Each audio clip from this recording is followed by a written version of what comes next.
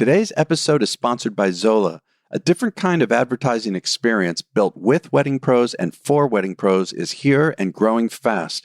Your couples already love Zola, so stay tuned to find out why you'll love them too. Hey everyone, it's Andy Kushner with The Wedding Biz, a podcast that provides both education and inspiration for those of us in or interested in the weddings and event industry. If you missed last week's episode, it was with Barbie Walters, founder and one of 3 principal designers with Linden Lane.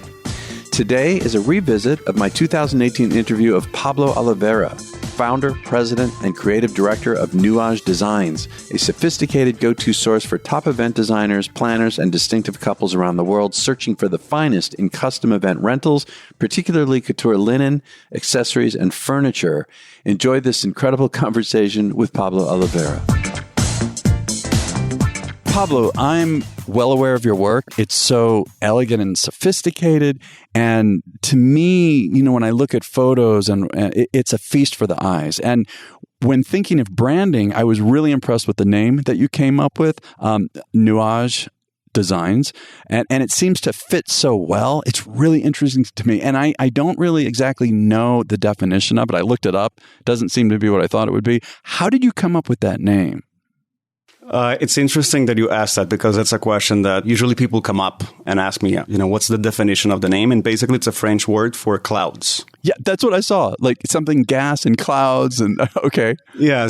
But it was just like a series of events that led to that name. When I first started in this business, before having a name for it, I was looking at all these textile samples that I had. And one of them was an embroidery of clouds. And totally separate from that, I was walking down in my hometown. Actually, I'm from Brazil. So I was in Recife and I walked by a store called Nuage. And somehow that textile sample that I had, was one of the first that I was developing was a cloud design. And I saw the name Nuage and I was like, that's it. That's so synchronistic. It was just like it's something that was meant to be. That was a name. Well, and the way it rolls off the tongue and just the sound of it does reflect really well sophistication. So you grew up in Brazil. I'm wondering what your parents did. I wonder if there's any relation to this passion that you ended up developing. There's no correlation. They were actually in the banking industry. And other family members, my aunt, who I was very close to, was an accountant. So there was absolutely no history of design or events in our family. And even for me, when I got into this business, it was a total accident. So what were your passions growing up? I'm a Gemini. Okay. So what people say, I'm not big in zodiac or anything or astrology, but what people say about Gemini, we're a little scattered and we have, multiple personalities, which I have to disagree. But when it comes to like what my passions were growing up, I was like, okay, either I'm going to go to business school or I'm going to be an architect. And I ended up not doing any of the two. I ended up going to hotel school. What got your attention to go to hotel school? Actually, before that, so as I was saying, I had all these different passions. Was a child, for example, instead of like buying my own toys, I would make them. I always had this artistic side, to me that I love to make things out of paper. I would draw. I would watch movies and I would see like these beautiful homes and I would try to sketch them. So I always had this artistic side, but then I also had passions for learning different languages and I love math. So it was like I was really torn. That's interesting. Yeah. Yeah, it's really difficult to see someone that has an artistic side and likes math, but I was one of those people. So it's that isn't, although depending on what the art is, there's mathematical similarities to like music for me, for example. It's extremely mathematical. Who would think? But when you dig in, it is. True. So where did you go to college then? So then basically when I was about to wrap up high school, obviously I was facing, a decision, which is what do I do? I ended up meeting someone and reading about, at the time it was a new thing, hospitality education. Brazil was just starting to develop their tourism industry and there was a big trend in investment in the country to promote tourism and hospitality. So I started to read about it and was like, oh, that sounds really interesting. It has a lot of the elements that I like, the beautiful hotels, which I like, the architecture of it, the ability to learn different languages and deal with different cultures, and the business aspect of it. So it all sounded very interesting to me. So that's when I made the decision to go to hotel school. And I ended up going to Switzerland to study hospitality. Oh, you did? Wow. Where in Switzerland did you go? On top of a mountain. It's the place is called Crans-Montana. It's a ski resort. So not a whole lot to do besides focusing on studying and skiing. And skiing, exactly. Yeah. What were you thinking as you were approaching your graduation in terms of doing? So at the time, I was pretty much into my education and where I was headed. I really loved what I was studying, and I had the opportunity to do some internships in Switzerland. As soon as I graduated, I actually got a job with, at the time, the Ritz-Carlton. So I moved to Barcelona, and I really enjoyed what I was doing. What was that position? In Barcelona, I was doing front of the house internship, kind of like a little bit of everything that relates to the rooms division of a hotel. As soon as I completed that internship, I moved to California, which was a big contrast going from Barcelona to Santa Barbara, California. I got a job offer from the Four Seasons. And I moved to the Four Seasons Biltmore. Yeah. What was your first position there? I started off as room service manager. And then I became an assistant restaurant manager, and then moved on to fine dining. And I know you love to eat, you were saying earlier. I love to eat, yeah. So that's convenient. All right. So that was convenient. We're talking Ritz-Carlton, then the Four Seasons, it's a certain level of hospitality. I'm starting to see where you're starting to get your sense of this sophistication, this elegant kind of feel. I think it's from my days working at those companies that I really bring my knowledge of customer service and dealing with high-end expectations. Yeah, it's a very high-touch kind of situation, the service there. Yes. So how long did you last at the Four Seasons? So I was at the Four Seasons Santa Barbara for about a year. And then from there, I did another 180 in my life. I moved to Miami. So not for a job, or? Actually, it was a mix of continuing education and then consequently job. I had an extra year of education in hospitality. And when I finished that, I got a job with a boutique hotel company owned by Chris Blackwell. Interesting. So it was quite an interesting scenario where it was the beginning of boutique hotels. I remember going there when it first opened, actually. Didn't he basically kick off South Beach in a sense? He had a lot of property there. He had a lot of properties, the Tides and the Marlin. There was actually a recording studio in the basement of the Marlin. Oh, yeah. Where U2 recorded. Yeah, because of course he then had Island Records and exactly. Marley and all of that. Yeah, so I was living the ultimate South Beach life and working for a boutique hotel company that catered to primarily the entertainment industry. So I had, a really fun job. And, shortly after 9/11 happened. And obviously travel and tourism and, and hospitality took a big dive. Yeah. And basically what happened was I lost my job. The company outsourced the entire sales department, and it turned out to be a great thing. Shortly before that happened, I was in touch with a friend that had started a textile company. And she had been a little tired of the hotel industry, and she wanted to start her own business and all of that. So she had a friend from India. So one thing led to the other. And then she started a textile business selling all different kinds of fabric items to hotels and to department stores. And at the time, she reached out to me and she said, I'm doing this business and I'm looking for a partner. Be interested in partnering with me to grow the business. And this is before you were let go? This is before I was let go. A few months before, actually. And I said, well, I don't know if this is the right time. I have this job and I really enjoy it. At the same time, things are kind of like difficult right now. So I don't know. And then fast forward a few months, I lost my job. And then the first thing I did was I picked up the phone and I said, hey, that opportunity, are you still up for that? Wow. It sounds like you were maybe even excited in a sense. I mean, was it almost giving yourself permission to just take that leap? I was 25 years old at the time.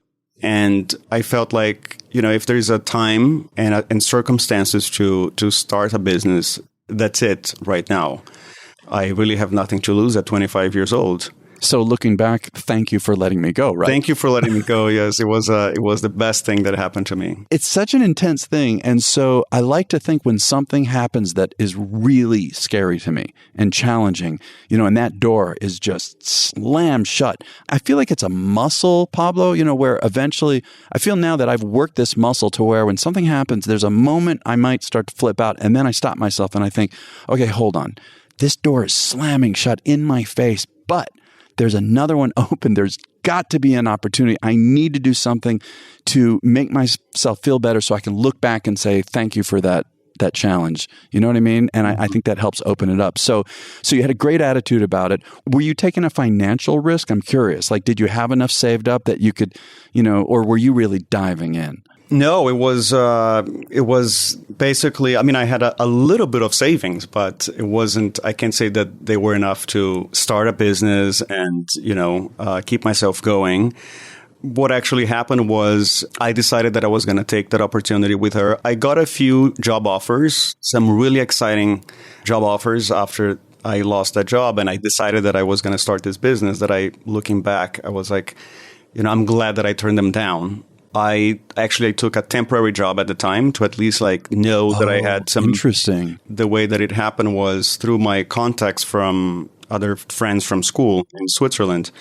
We had a colleague that her father had a few hotels in Miami, and they were in the process of letting go their general manager. So they were looking for someone for the space of 6 months, because the daughter was going to move to Miami to manage the hotels with her husband and so forth. But in the period of 6 months, they needed somebody to come in and take over while all of that was going to happen. So I'm like, okay, well, just so you know, I'm starting a business, but I can help you out for 6 months until you move here. And it turned out to be one of the best experiences that I had managing those hotels. How come? Well, my previous job, I was basically doing sales. So I went from being in charge of just a very specific activity for the hotel to being responsible for 2 hotels. They were small hotels, boutique hotels, but still, I was basically in charge of everything for those 2 hotels.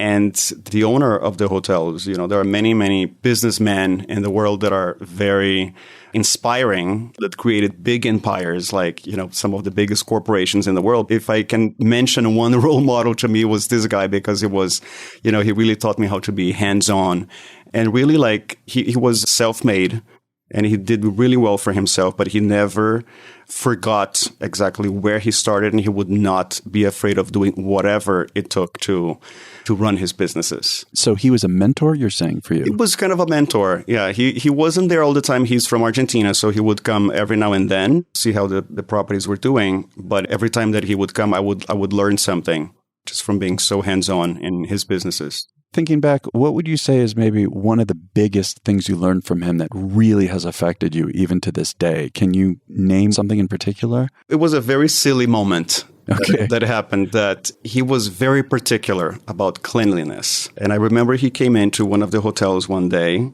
And like I said, he was also very humble. So he would just come in, and if he saw something that was dirty, he would grab the mop and he would That's a good example to set. Yeah. So I remember that he saw that there was some fingerprints on the glass of the entrance, the entry door of the hotel. So he went automatically to the housekeeping room and came back with Kleenex and wow! Instead of saying, "Hey, we need you to go clean the window," instead of sending someone to do it. And the funny thing is that while he was doing it, one of the employees of the hotel came in, and I think he left a bucket with water on the way while he was cleaning it. And the employee, without knowing that he was the owner of the hotel, I guess yelled at him and said, "Hey, don't leave the bucket on the way." And you're saying you witnessed this? I was just watching the whole scene. And then he was like, "Oh, I'm so sorry. I didn't mean to." He said that? We played along with it? He was apologizing. That's great. So the whole scene took place without the employee ever know. I mean, I guess later he found out that he was yelling at the owner of the hotel. Yeah.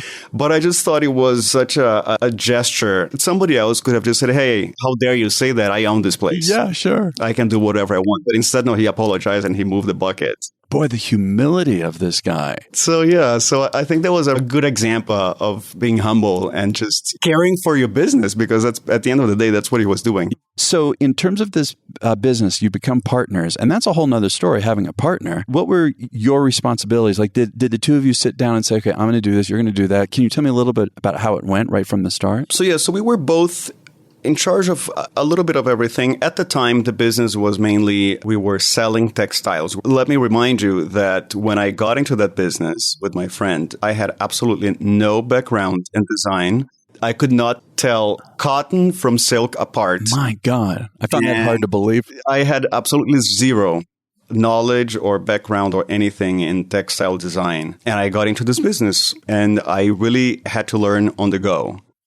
The scope of our business was mainly getting things custom made, spec'd by, let's say, our buyer, whoever that was, and then custom made and selling the product. So that's what we did. And I had to deal with, at the time, factories that were overseas. So all of a sudden I was dealing with a lot of very foreign things to me, working, with factories in India and then having to learn about fabric. I remember, I laugh about it now, but I remember showing some samples to a customer and it looked like leather, but it was really polyester. It was like a vinyl. and the customer said, so what is this fabric? What is the fabric content? And I said, oh, it's 50% leather and 50% polyester. Just making this up? Polyester. and the person, I remember the person said, Pablo, that doesn't exist. It's either leather or it's not leather. That's great. That partnership really only lasted about a year because my friend didn't really know what we were doing at the time. And we were selling fabric. It was a very different, I guess, a very difficult and different industry at the time. And my friend decided to go back to business school and do something else. And she was like, oh, yeah, I'm so sorry that I got you into this and I don't know where we're going. So if you want to keep doing it, you can do it. And I'm going to go back to school and do something else. So then I decided to be the persistent one. And at the time, I knew some people that were in the event design business. So I started showing them the fabrics and everybody would fall in love with the fabrics. But then they would say, oh, I love this, but I don't buy. We usually rent linens from a company. So I actually went after some rental companies to push them to buy the fabrics that I was, designing and having custom made. But the question that I would get usually was, this looks very delicate. How many times can I wash that? Uh-huh. And I would say, well, I'm sure you can get at least 3 uses out of it. And again, you don't know. And the person would say, well, we have linens here that we've had since we opened our company 10 years ago. So it was definitely a product that was a little bit ahead of its time when I started showing to owners of rental companies. The samples that I had at the time, they were all with beadwork and embroidery and sheer fabric. So at the time, let's go back 15 years ago in the event industry. So you had satin and you had stripes. Yeah. Okay. Sometimes you would have like the novelty print. That was the priority, I guess. Well, that's what really existed at the time. There was an evolution after that in the industry. And then the more unique fabrics started to become more of a trend. But when I was showing these fabrics around, the event designers, they loved the fabrics. But then I would go to the rental companies and try to push them to buy. And they would say, oh, we can't wash this. So that's when I decided that what if maybe I became a rental company? And instead of selling, I would just make them available by renting myself. So that's how I got into it without knowing what really entailed in the whole logistics and all of that. But at the time, I had the fabrics and I thought they were beautiful and people liked them. So I felt like I had to do something with it. But it was pretty remarkable that at the time I had no knowledge of textiles. And before I knew, I was renting linens for events. Well, and then didn't you have to figure out how to combine, let's say, durability with this higher fine fabrics and, like you say, the beads and that? How did you figure that out? I didn't in the beginning. I just thought they were beautiful and the designers were loving them. So in my mind, I had to have this. We'll look at durability later. Let me see if they are washable And what after happened? the event, after I had them picked up from the event, which some of them turned out that... I was going to say, did you have some moments where it's like, oh my God. Yes, oh my God, these cannot be washed. What do I do? Yeah. But all of that came way after I actually was in the business and doing what I was doing. With Zola, as wedding pros, we have nothing to lose and everything to gain. List your business for free and get pre-vetted leads from the site with one of the fastest growing communities of engaged couples. Zola does things differently and believes in empowering you to get more control of your business. With no required subscription, transparent pricing, and a pay-to-connect model, Zola lets you choose when and how you pay for leads. Get the flexibility you need to succeed and focus on what really matters, growing your business and serving your couples. Join Zola today and experience the difference for yourself. To create your free listing and get your first few connections for free as well, go to zola.com/Andy. That's ZOLA.com/Andy. I mean, there's also a step where you scaled your business. Can you say something about that? That's a big leap. It was. When I look back, it's funny if I tell you, how I got started and until I had my first warehouse and everything. It wasn't overnight, but it was quick enough considering that, it's something that grew organically. I didn't have a bank that offered me any financing for me to start my business or anything. It just happened. When I first started, I was getting a lot of the linens already made from overseas, but then I started also getting fabric and having to make it. So I didn't have a warehouse. I basically met this lovely lady from Nicaragua that had been sewing since, I guess she was 5 years old, probably. And my business started in her living room, in her little 2-bedroom house living room, where she would cut she would do the cutting on her bed. Oh, wow. Actually, and then do the sewing while watching novellas in the living room. That's great. So that's really how it started, was in her house. You mentioned a little while ago that you didn't know anything about design, and now here you are designing. I mean, again, I guess the path kind of unfolded in front of you, and you just, experimented and just trusted your eyes? How did you figure that out? You know how some things are just meant to happen, right? So I think this was one of them that I once I started, and it really became a passion for me. Yeah. And I found myself looking at wedding magazines and looking at dresses and looking at interior design magazines and getting inspired by all of that. So it's really something that I feel like I had to develop, or I had the eye. It sounds like you had, like you had an inner sense. It's almost like you're discovering that, oh, wait a minute, I do have opinions, very clear opinions, and I trust it. And then people apparently liked it, right, to get the demand for it. So that's kind of how it went for you. That's kind of how it went, yes. And then how about in terms of getting a warehouse, getting employees, how did that go for you? Because we're talking about a whole nother aspect. There's, I ask this of a lot of people, taking the art and the business of it. I understand that you're seeing business aspects, you had your mentor, but then to apply it in this way that you did, is that also something that kind of unfolded before you? It is, but of course I had my moments of, shoot, what do I do now? Obviously, like I said, I didn't have any investment, any financial backing for my business in the beginning. It just, when I started and I started showing the, samples to people and I started getting, a few orders and so forth, I was always conservative. So when I had the money to rent my first warehouse, I rented my first warehouse. When I had the money to buy the first few sewing machines, then that's when we, instead of having the production at Matilda's house, then it was at the warehouse. So it was really like working with the capital as it became available. And luckily, it's something that I didn't have. At some point, I was a one-man show with some angels. I call them angels because they were really angels, all the sewers that worked with me at the time.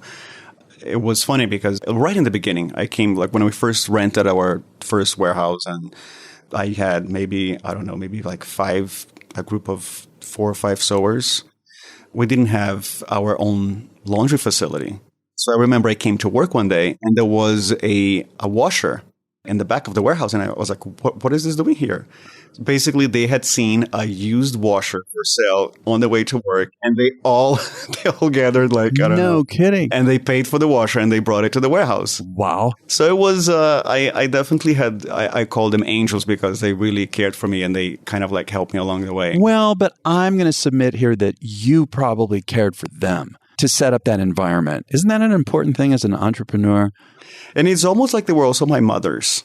Oh, yeah? Imagine, let's go back. I was 25, 26 years old when I opened this business, and they were all, old enough to be my mother. So they cared for me as if I were their child also. Wow, incredible. So how many employees do you have now?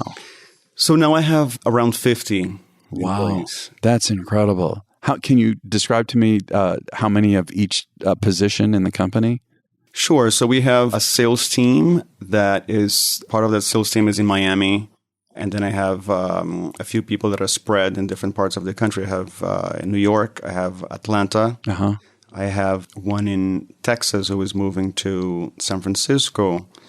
One just started in Dallas, and a business development person that soon starts in south of France, actually. So that'll be our first push outside of the country, yes. Yeah. Well, it's interesting, too, because I think it was before we hit the record button here, we were talking about podcasts, and you were saying that you listened to one that's about sales and marketing. So you're still educating yourself and learning different ways to be more effective? For the longest time, my main role in this company was really being the creative director. I've always been the one who travels and brings in new product and develops new product, but you were talking about scaling the business. So always my passion was in the product itself and having beautiful things to offer to our customers. But I've also developed a passion for managing the business, which is very important. So very curious about all the different aspects of the business. We're now scaling our laundry. So I'm all about, okay, so how many pounds of linen,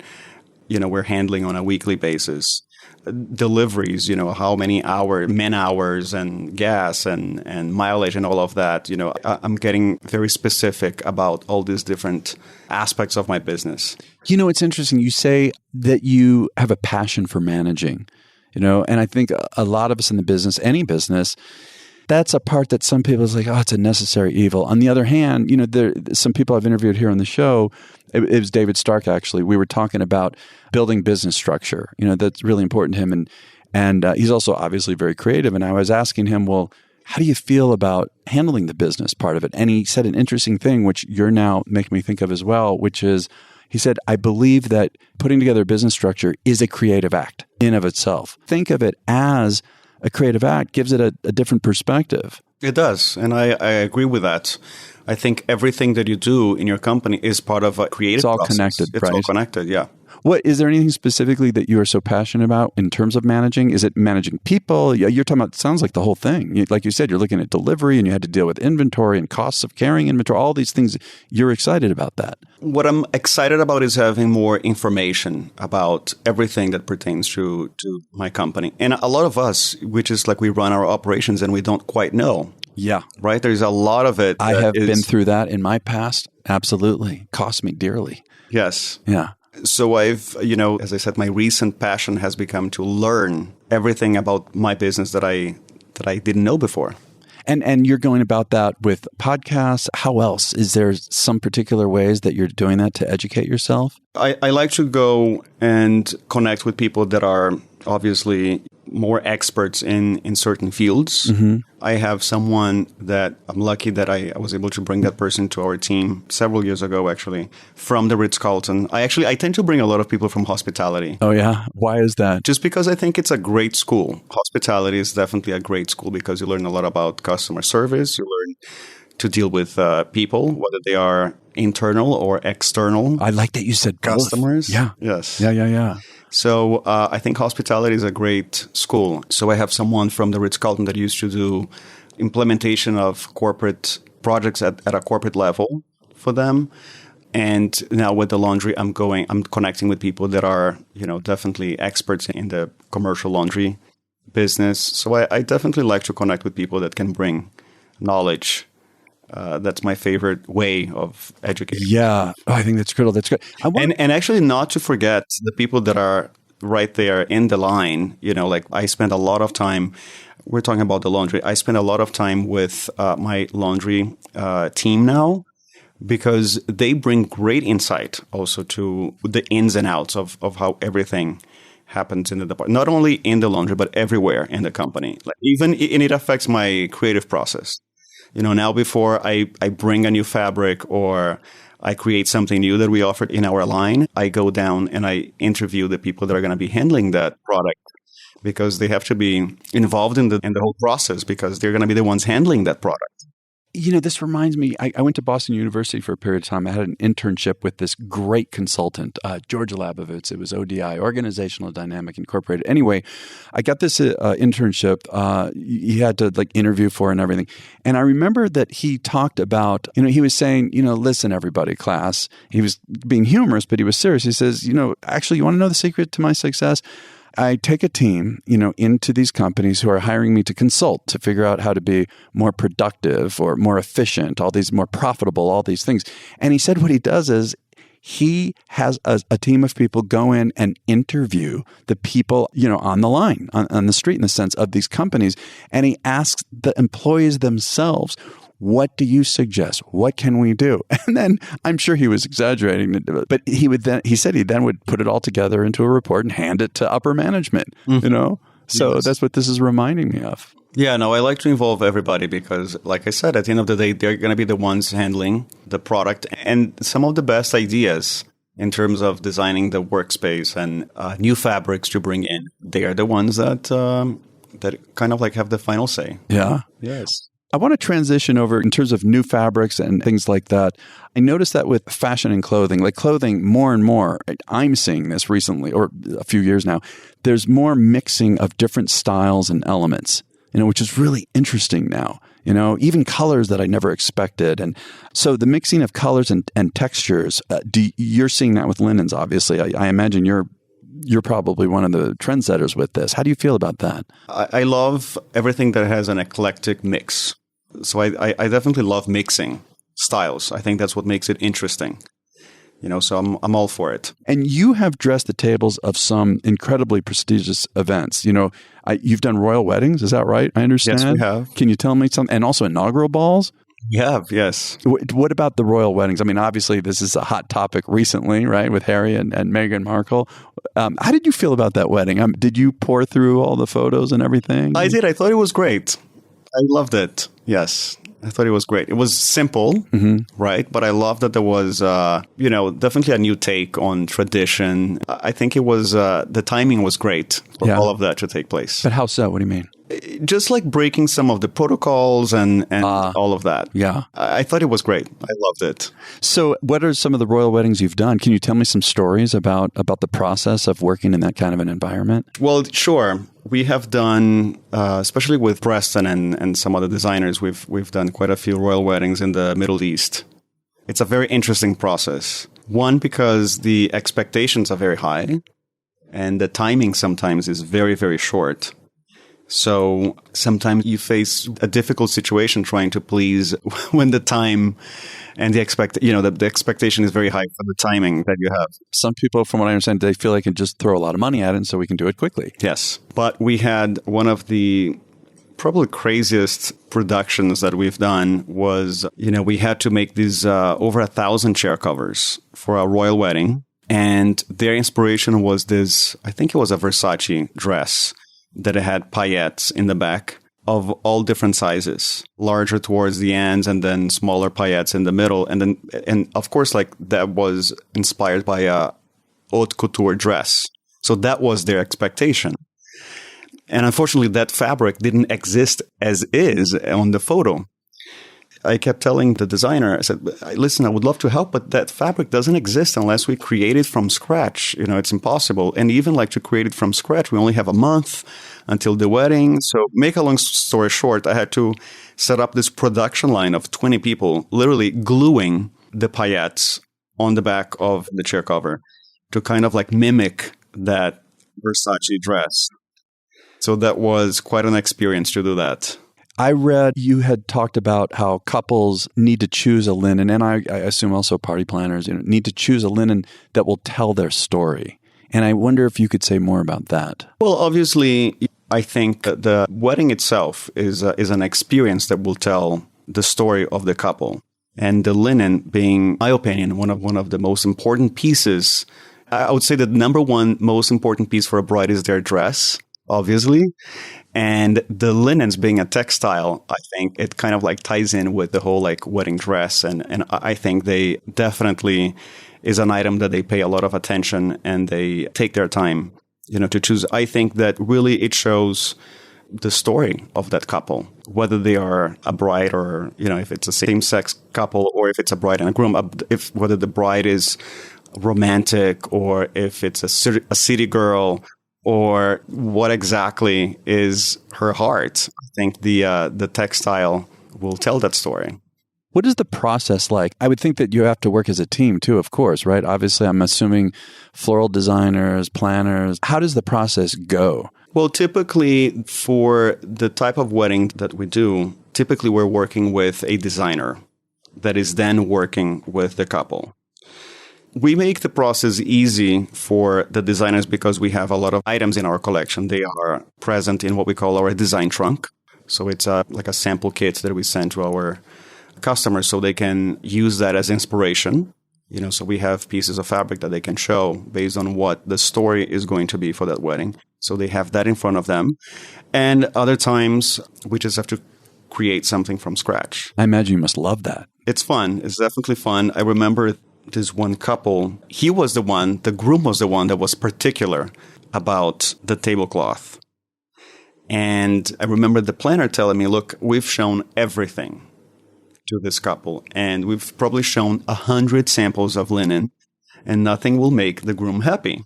Interesting. Yeah. So the groom was from a very prominent family in France, apparently from the south of France. So he was very particular about what to have on the table. So we ended up designing something that kind of like resembled an Hermes China pattern that was printed like a very oversized pattern that was printed on the tablecloth already made. So it was like hand painted.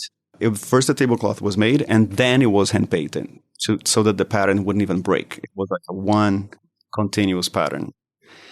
So we have situations like that people just can't find something already in existence. So we have to go to the drawing board, come up with something that will work for them.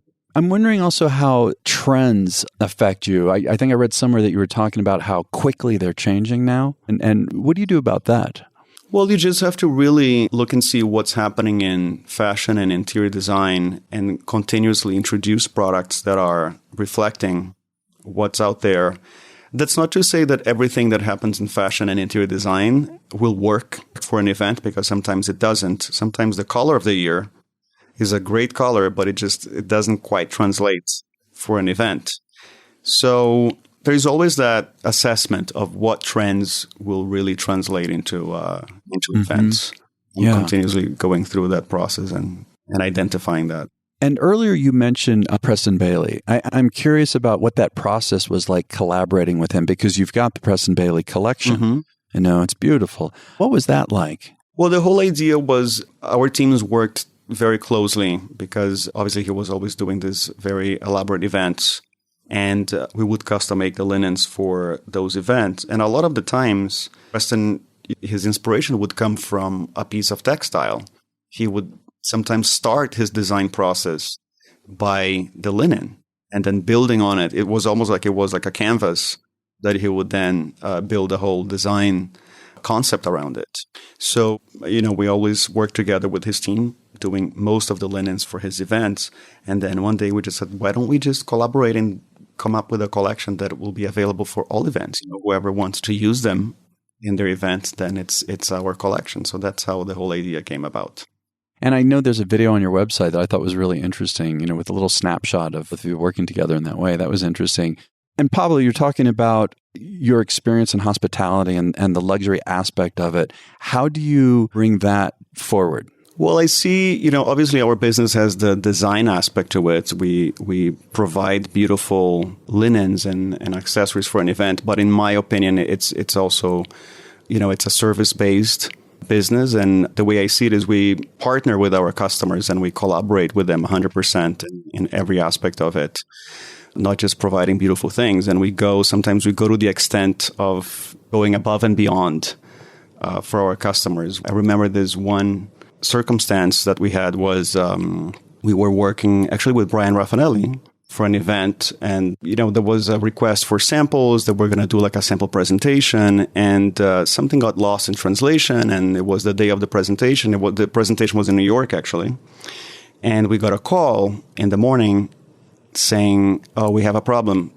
We meant to ask for a certain size, but what we got was a different size, and the presentation is today at 5 p.m."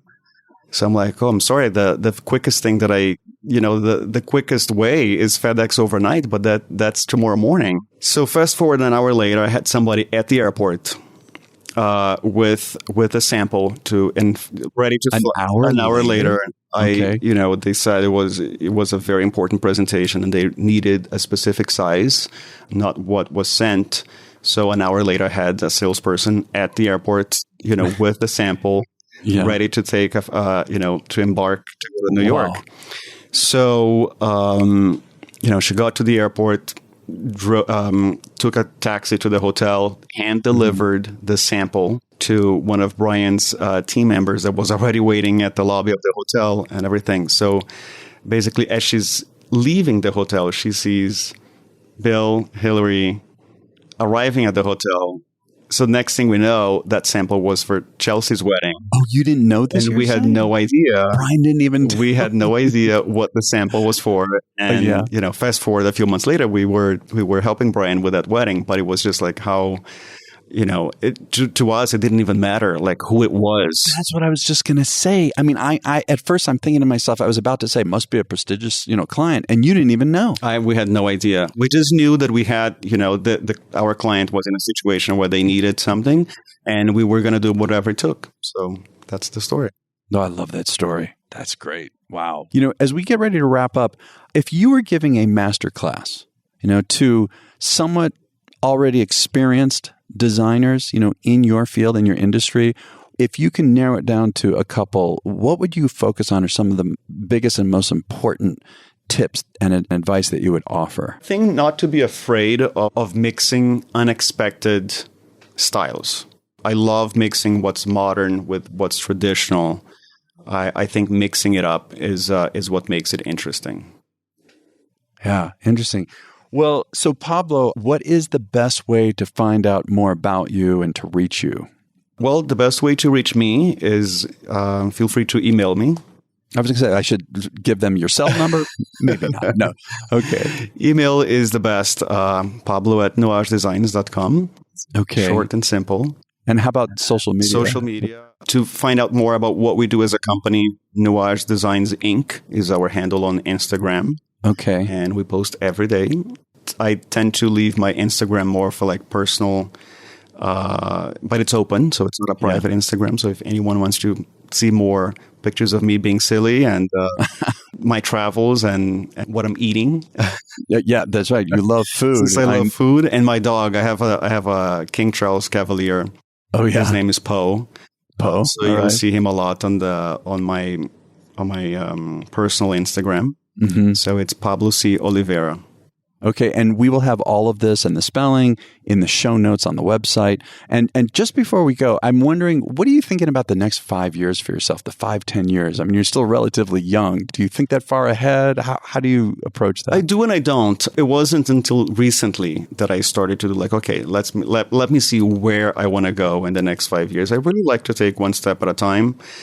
But we are definitely, as a company, we are expanding in different geographical locations. I mentioned that we're going to have this presence in Europe and in Chicago. We are going to have, not only we do, most of our business is really linen, but we're also starting a furniture collection also that will have a lot of the textile elements we're bringing to that so that it's like to help designers make a cohesive design with our products. And we are going to be opening a warehouse in Chicago. Well, very exciting. Well, I really appreciate your time. And I mean, you just gave a wealth of information. This was really a blast. Thank you for being on the show. Thank you for listening to my conversation with Pablo Oliveira. Be sure to check out his website, which is nuagedesigns.com. That's Nuage, nuagedesigns.com. You can find him on Instagram at Nuage Designs Inc. And if you can think of 3 good friends who you feel would benefit from this interview, please share it with them. Next week's guest is going to be a brand new interview with Rishi Patel, head of HMR Designs. And be sure to subscribe to The Wedding Biz at The Wedding Biz, especially on Instagram, and we'll catch you next week.